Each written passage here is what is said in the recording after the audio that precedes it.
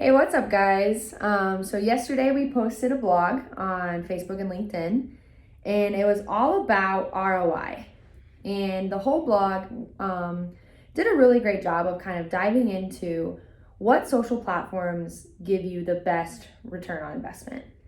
Because, with posting on social media, it's really important to form those connections, but it's also important to determine where you're going to get your most bang for your buck.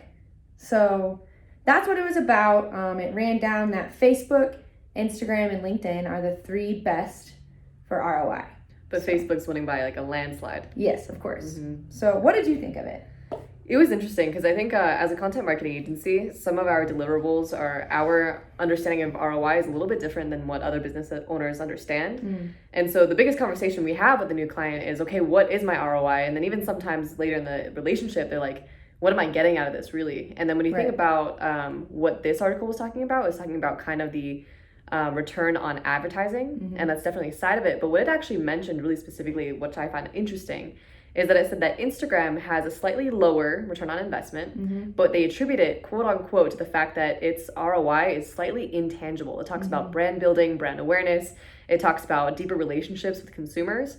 And those are all things that we particularly specialize in. And then it really makes you understand that there's different forms of ROI. So even LinkedIn is something that I find very similar.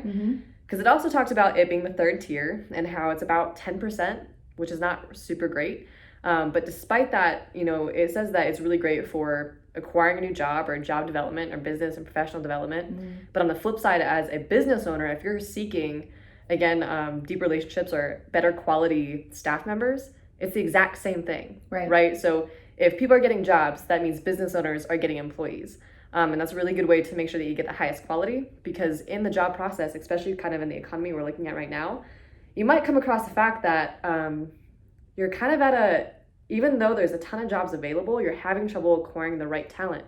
Absolutely. And you can't bet, like when you're down to the line and maybe you're short on staff, you don't have the time to wait for a good person to come to the door. So what you want to do is you want to have a line of people interested in your business. And that's kind of what LinkedIn is it's kind of keeping them on the hook so that when they're ready to leave their job or when you're ready to hire, there's already people lined up. Absolutely. And I think that's an ROI that is slightly different than maybe what you think of in terms of advertising and lead gen.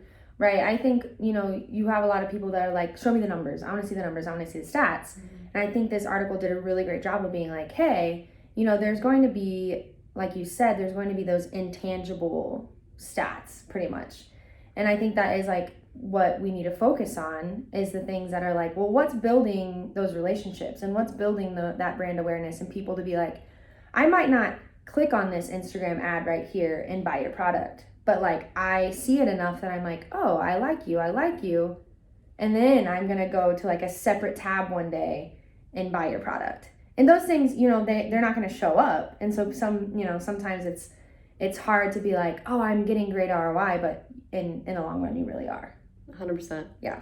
There was one fact in there too that I found really interesting. It actually said 90% of users on Instagram follow a business, which kind of goes to show that people are looking for it and they do have an interest. So you might think that, oh man, no one wants to follow a business on social media. They want to follow their friends and their family. But truth is, if 90% are following a business, it means that there's some sort of appeal there, and that has to do something with brand loyalty. It has to do with why people continue to choose you, and it has to do with kind of a greater responsibility for a business now to carry that relationship forward, because it's no longer just passive buying a product. Like there's a reason why I might choose Pepsi and she'll choose Coca-Cola any day. Don't know if that's true. It is true. It is true. You choose Coca-Cola? Absolutely. Oh, get out. You choose Pepsi?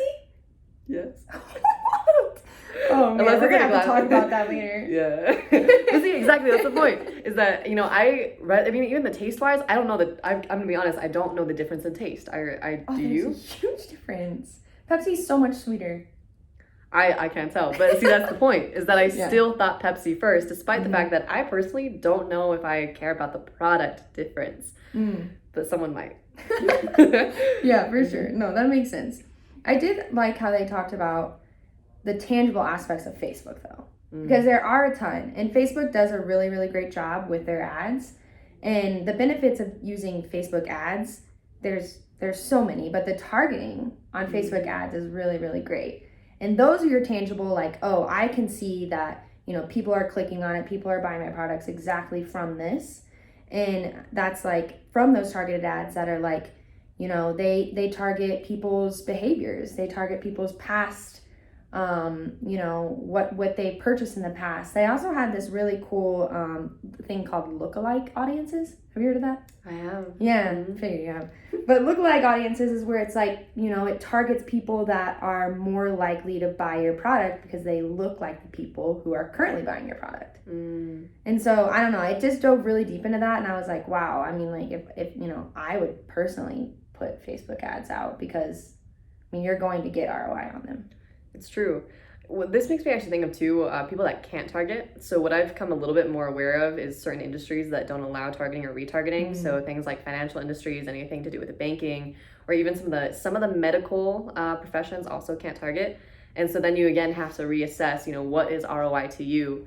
And in this case, you kind of have to decide how can you skirt around the fact that you can't target. And that means you have to go a little bit deeper and do a little bit more work on telling a story that matters to people, because you got no other choice. Yeah, for sure. Do you got anything else? I think that was it.